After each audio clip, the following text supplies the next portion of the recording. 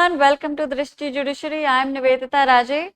आज का केस है Madhusudan versus state of Madhya Pradesh.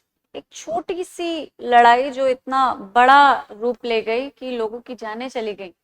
So it was a small altercation between this guy Gopal and one of the accused over public urination. Now this altercation, became a little more intense, and eventually other accused also joined in. Gopal was so severely beaten that he succumbed to his injuries and died. 5 people were apprehended by the police.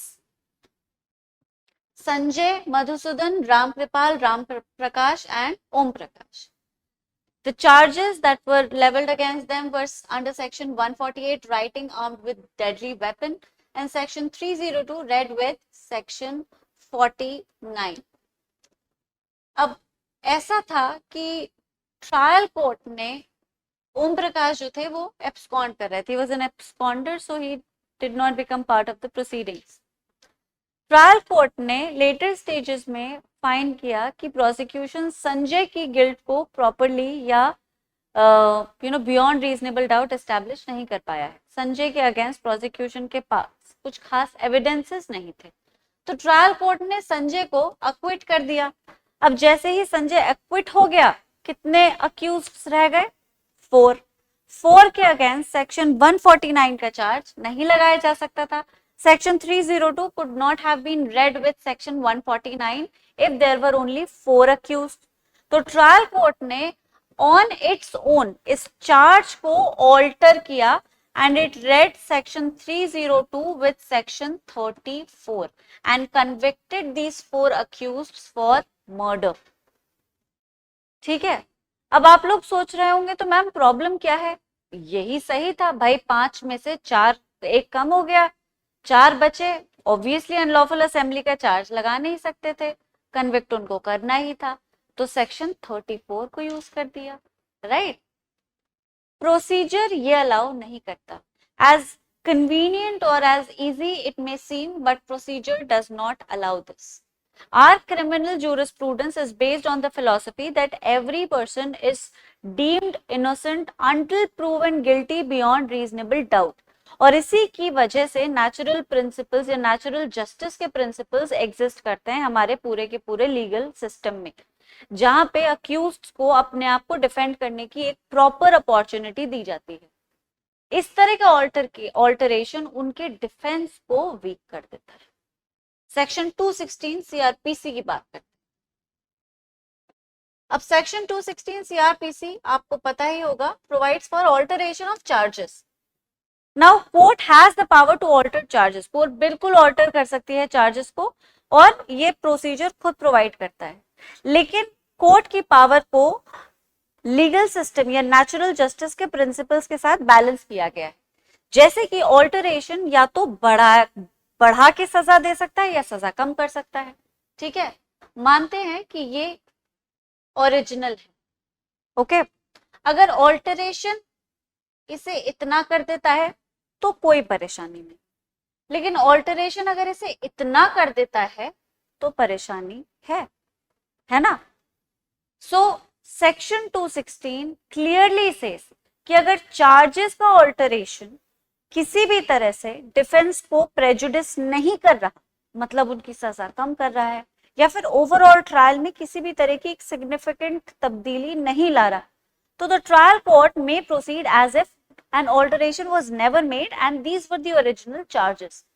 ठीक है, तो as long as the defense does not get disturbed and he is still able to work on the existing defense, properly defend himself using the same set of facts, अपने उन्हीं evidences के basis पे, अपने उसी defence के basis पे वो अपने आप को प्रॉपरली प्रोटेक्ट कर सके, चार्ज का ऑल्टरेशन उस चीज को बिल्कुल अफेक्ट ना करे, तो आप ऑल्टरेशन को ऐसे ले जाइए जैसे ओरिजिनल चार्जेस ही वही थे, तो प्रोसीजर आपको नहीं रोकेगी.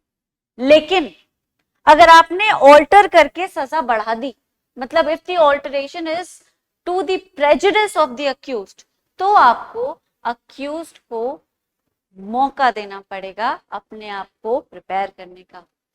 In that case, you either order a new trial or you adjourn the proceedings so that the defense can prepare according to the new charges according.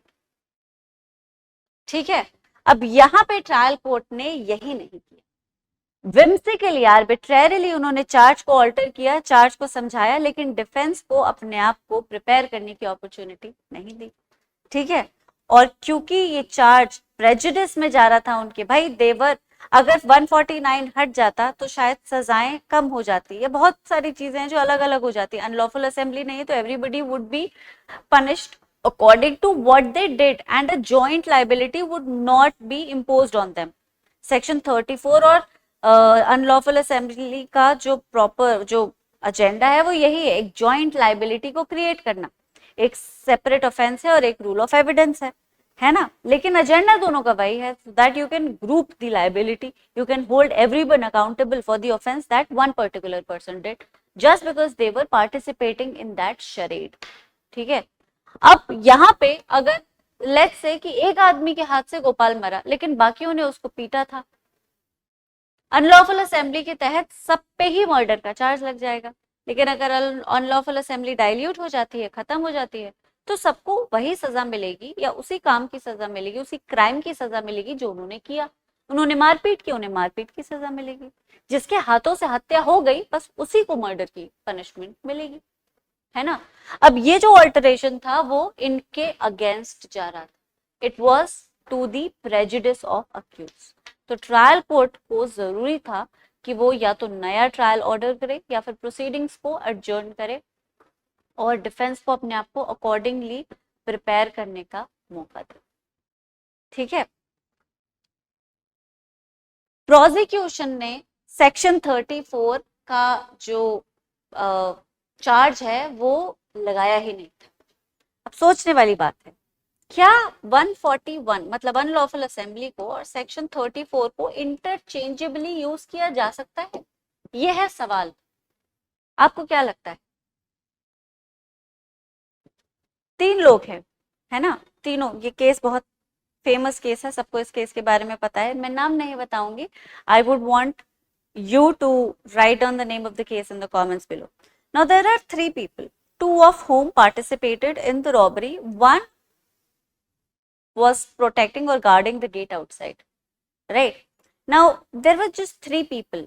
2 were active participants while the other was not, but all 3 of them were charged for robbery. Why? Because their intention was common.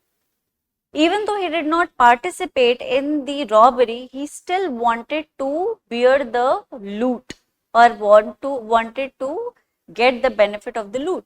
He was guarding so as to facilitate the robbery. He was guarding so that the robbery is not interfered with or the robbery is not disturbed and it can continue without any interruptions whatsoever.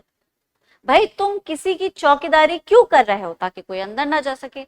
तुम्हें पता है अंदर robbery चल रही है और तुम robbery को प्रोटेक्ट कर रहे हो, तो तुम क्या चाहते थे? कि रॉबरी वैसे ही चलती रहे और अंदर कोई ना जाए. मतलब तुम उस रॉबरी में पार्टिसिपेट ना करते हुए भी उसका उतना ही एक्टिव पार्टिसिपेशन दे रहे थे. यह है कॉमन इंटेंशन. कॉमन इंटेंशन को प्रूव करने के लिए स्पेशल एविडेंसेस की जरूरत है. If you are to prove somebody's intention and the fact that they shared the same mindset and the same everything with the active participants, you need to have proper evidences. Section 34 is a rule of evidence, we all know it. 141 on the other hand is unlawful assembly. A mere presence in an unlawful assembly is enough to make you guilty. तुम वहां थे, इतना काफी है. तुम्हें पता था ये असेंबली कर क्या रही है, उसके बावजूद भी तुम असेंबली का पार्ट बन गए, है ना. तो अब उस असेंबली का कोई भी मेंबर कुछ भी करे, जिम्मेदारी तुम्हारी है. तुमने कुछ नहीं किया, तुम खड़े देख रहे थे, लेकिन फिर भी जिम्मेदारी तुम्हारी है. तो अनलॉफुल असेंबली में एविडेंसेस उतने ज्यादा जरूरी नहीं होते. मतलब इंटेंशन को प्रूव नहीं करना पड़ता, फिजिकल प्रेजेंस काफी होती है आदमी को कन्विक्ट करने के लिए या अक्यूज करने के लिए, आदमी को इम्प्लीकेट करने के लिए. ठीक है, अब जब अनलॉफुल असेंबली हटा दिया गया है तो प्रोसिक्यूशन को इंटेंशन प्रूव करनी पड़ेगी. उनके पास फिजिकल प्रेजेंस का तो एविडेंस था, उसी का चार्ज उन्होंने लगाया. लेकिन अब जब चार्ज ही चेंज हो गया है तो ये प्रोसिक्यूशन को साबित करना पड़ेगा कि इंटेंशन भी कॉमन थी, मर्डर की ही इंटेंशन से सबने मारपीट की, है ना।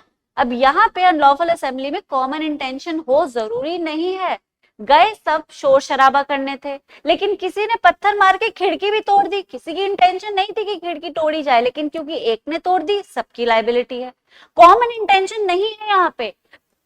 Your physical presence is what implicating you. Are you getting my point? Now the fact that there was common intention was necessary to be proved by prosecution so as to make this guilt beyond reasonable doubt or make this guilt established beyond reasonable doubt. और trial court ने इसी चीज को नहीं होने दिया। High court में जब ये सेंटेंस गया तो मतलब ऐसा होता नहीं है, लेकिन हाई कोर्ट ने भी ट्रायल कोर्ट के इस जजमेंट को अपहोल्ड कर दिया। अब ये फाइनली सुप्रीम कोर्ट पहुंचे और सुप्रीम कोर्ट में एक्चुअल जजमेंट निकल कर आया कि भाई 216 को आप आर्बिट्रेरी मैनर में यूज नहीं कर सकते। If you are altering the charge to an accused prejudice, you need to make sure that he is given ample opportunity to defend. If you are altering the charge in a manner that completely changes the face of the case, पूरे मतलब case का सूरत हाल बदल रहा है ये, हालांकि इस case में बदल नहीं रहा था और एजेंडा यही था कि सबको मर्डर के लिए इम्प्लीकेट करना है, लेकिन सर्कमस्टेंस इस तरह से चेंज हो रहा है कि अब प्रोसिक्यूशन को नया चार्ज प्रूव करना पड़ेगा। नया चार्ज पुराने चार्ज से बिल्कुल अलग है। जैसे चार्ज लगा चोरी का, ठीक है, और चार्ज ऑल्टर करके रेप कर दिया, उसने तो चोरी की तैयारी की थी, तुमने कोर्ट में रेप का चार्ज लगा दिया, एविडेंसेस कहाँ है रेप के, ठीक है। उसी तरह से एविडेंसेस थे अनलॉफुल असेंबली के, तुमने चेंज करके कॉमन इंटेंशन लगा दिया, कहाँ है एविडेंस कॉमन इंटेंशन के। बिना एविडेंस के कॉमन इंटेंशन के बेसिस पे आपने पनिशमेंट कैसे दे दिया, और यही था सुप्रीम कोर्ट का actual judgement. That section 34 and unlawful assembly are two distinct offenses altogether. One is a rule of evidence, one is not even an offense, while other is a distinct offense. The prerequisites are completely different. दोनों के लिए evidences अलग चाहिए, scenarios अलग चाहिए, हर चीज अलग चाहिए, और आप इस तरह के alteration को whimsically exercise नहीं कर सकते. You have to follow the rules of the procedure. ठीक है, और बाकी सबको सेक्शन 34 के चार्ज से अक्विट कर दिया गया। तो मतलब एक ही था कल्प्रिट जिसके हाथों से एक्चुअल मर्डर हुआ, बाकी सबको अक्विट कर दिया। सोचो कितनी बड़ी बात थी ये, है ना, कितनी बड़ी बात है। एक चार्ज हटा और सबको अक्विटल मिल गया, मतलब अक्विटल मर्डर से मिल गया, बाकी चार्जेस चेंज हो गए। मार पिटाई का तो चार्ज था ही, है ना, मर्डर से अक्विटल मिल गया। जो सजा जिंदगी भर की हो सकती थी वो कुछ सालों की रह गई।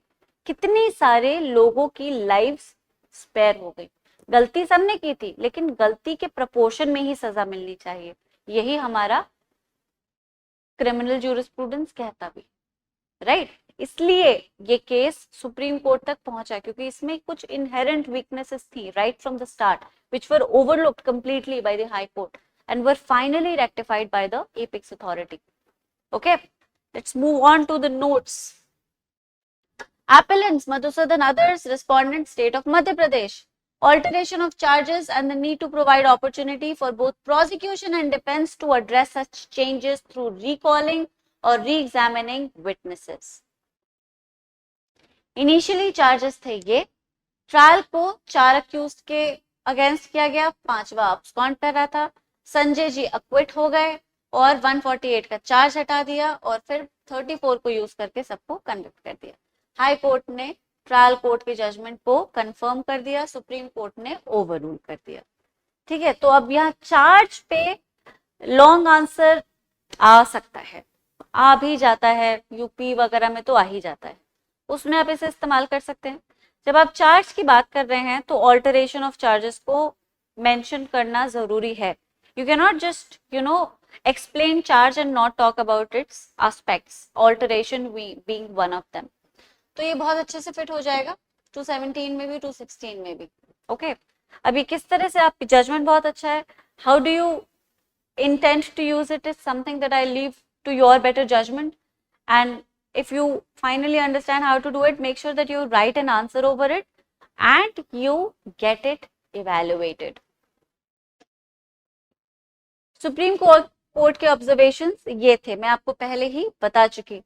The precedent that was used was Rohtas versus State of Haryana, which is a 2021 judgment.